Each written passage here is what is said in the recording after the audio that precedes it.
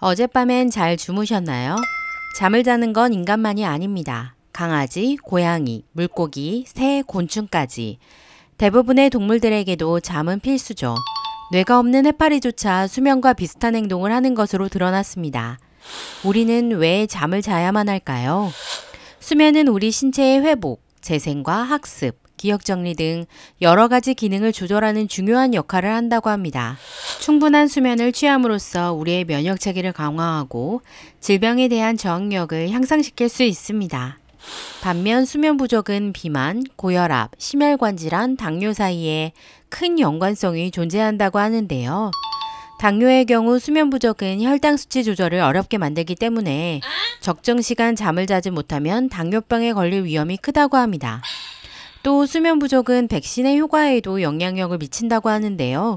수면 부족이 면역 체계의 작용을 억제하기 때문입니다. 특히 독감 백신 접종이 한참인 지금 제대로 된 면역 체계를 얻기 위해서는 백신을 맞기 전후 충분한 수면은 필수라고 합니다. 미국의 의료 전문지 란셋에 기고된 논문에서는 충분한 수면은 바이러스 특이 적응형 세포 면역을 증가시키며 백신 접종 후 수면은 바이러스 특이 T형 세포를 2배 이상 증가시켜 숙주 보호 면역에 큰 역할을 한다고 밝혔습니다. 이 때문에 충분한 수면을 취한 후 아침에 백신 접종을 받는 것을 제안했습니다. 만성적인 수면 부족은 우울증과 불안장애 등 정신적인 문제까지도 유발할 수 있다고 합니다. 서울대학교 병원 신경과 정기영 교수는 많은 이가 매일 잠을 자고 있지만 잠이 얼마나 중요한지는 모른다며 안타까워했습니다. 그래서 밤에 할 거 다 하고 놀 거 다 놀고 그때서야 잔다고 말입니다. 실제 대한민국은 세계에서 가장 적게 자는 나라입니다. 2016년 세계보건기구에서 발표한 자료를 보면 OECD 국가 중 대한민국의 하루 수면 시간이 가장 짧았기 때문인데요. 통계청에 따르면 2019년 우리나라 국민 약 2만 6천여 명의 수면 시간을 조사한 결과 적정 수면 시간인 7에서 9시간을 자는 비율은 47%에 그쳤다고 합니다.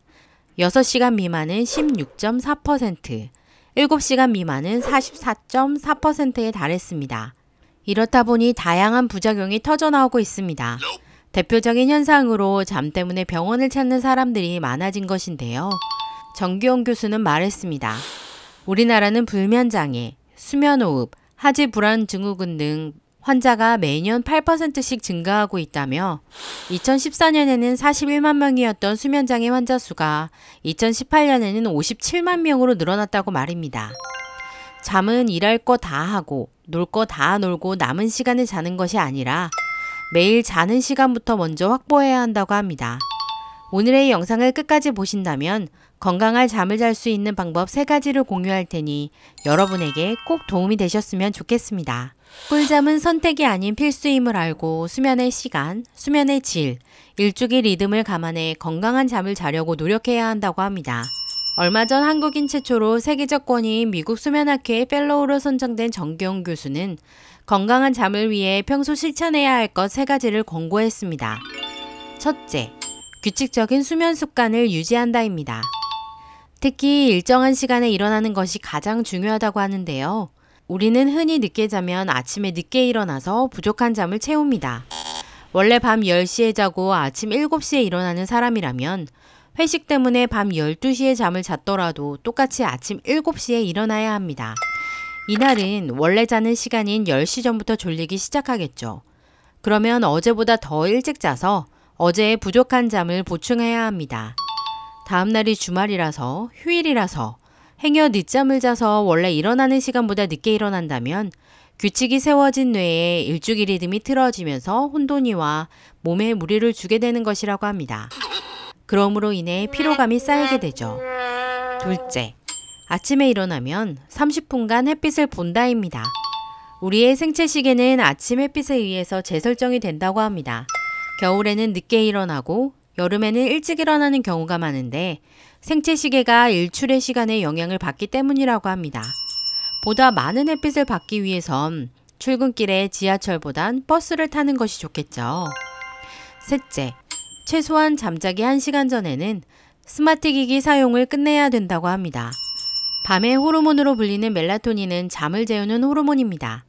해가 지고 밤이 되면 멜라토닌이 만들어지고 이때 체온이 급격하게 떨어지면서 뇌에 잠을 자야 한다는 신호를 보낸다고 합니다.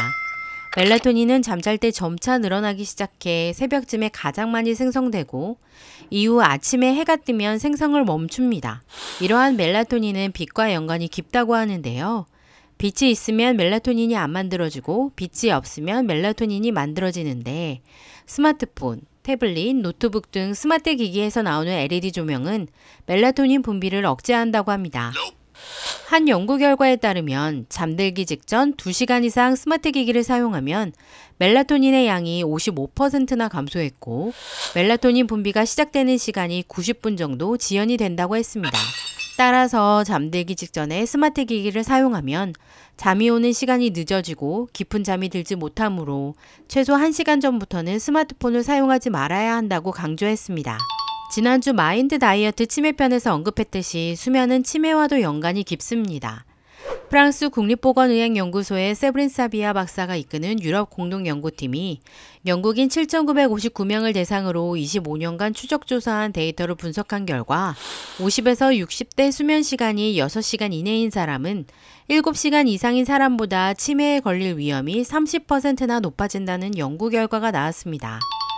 또한 캐나다 맥길 대학 연구진은 12년간 수면장애를 겪고 있는 사람들을 대상으로 연구한 결과 그 중에 50% 이상이 치매나 파킨슨병과 같은 퇴행성 신경질환으로 발전했다고 발표했습니다. 이처럼 뇌는 깨어있을 때보다 잠들어 있을 때 노폐물 제거가 더욱 활성화되기 때문에 어떻게 잠을 자느냐는 치매 예방에 큰 도움이 된다고 합니다. 또 셰인 오마라 늘 과학 교수는 수면 부족과 건강은 크게 관련이 있으며 며칠간 밤을 새워야만 건강에 이상이 생기는 것이 아니라 하루에 한두 시간만 덜 자도 건강에 해가 된다고 밝혔습니다. 만약 여러분께서 좋은 잠을 못 자고 계신다면 매일 아침 자연이 주는 천연 수면제인 햇빛을 누려보시는 건 어떨까요? 또 매일 밤 각성제나 다름없는 스마트폰을 1시간 일찍 내려놓아 봅시다. 좋은 습관이 쌓여서 좋은 잠을 만든다는 점 꼭 기억합시다. 이젠 100세 시대이고 우린 건강해야 하니까요. 오늘의 영상이 도움이 되셨다면 구독, 좋아요 부탁드립니다. 감사합니다.